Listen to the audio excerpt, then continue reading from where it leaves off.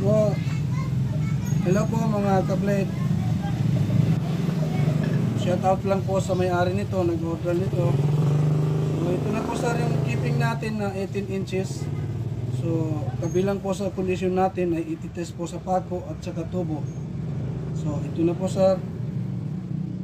So, ang paunawa lang po dito ay ito po ay testing lamang. Hindi po para ito sa hindi para sa bakal po ito. Hindi po kami gumagawa ng pangbakal na blade. So tanging testing lang po ito. So ito siya sir. So, medyo dos media po itong kuhan natin, yung pako natin kasi wala po tayong pako dito na matindi. Okay na ito, at least matest natin. Ayan.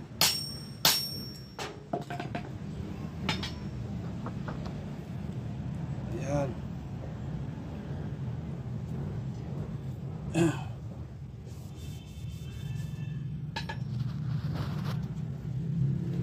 Napakalinis po, parang kahit galos po ay wala. Yan siya. So ang ibig sabihin po ay tumpak na tumpak po yung subo natin, pati po yung bakal na gamit 5160 na molde.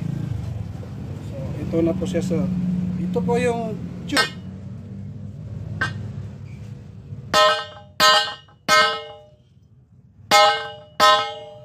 Yan.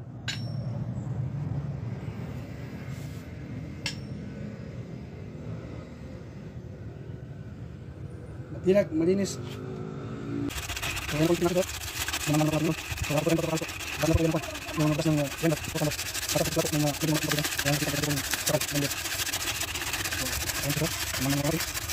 Hindi ko nagpapakal sa kapatid ng kapatid. Parang hindi po yung yan. At kapatid ng pinalis. Yan ang kapatid. Medyo, yung lang po.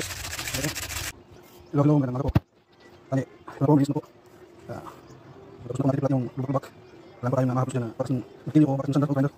Ayan, so ngayon po ay magpapakalas na kami po natin sa kasi ito po yung paunahan yung medyo natin. Tapos ito naman yung 400 at 1,000 na sharpener. So ito po ay kakainin po ito. Ito yung pagkins natin 3,000 at 8,000. Ito naman po yung mas 5,000 at 10,000. Ito po siya. 1,000.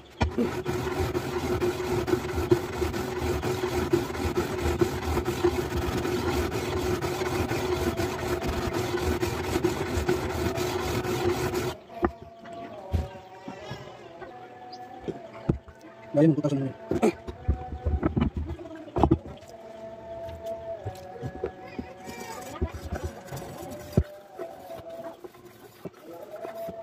So, ano po yung pagkakas nasa ng boss kung bakit po may kumahal po natin at nagawa.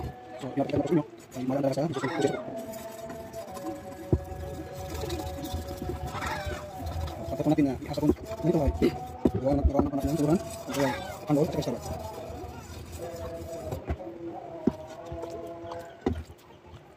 ano po dito yung bakit natin yung pins po.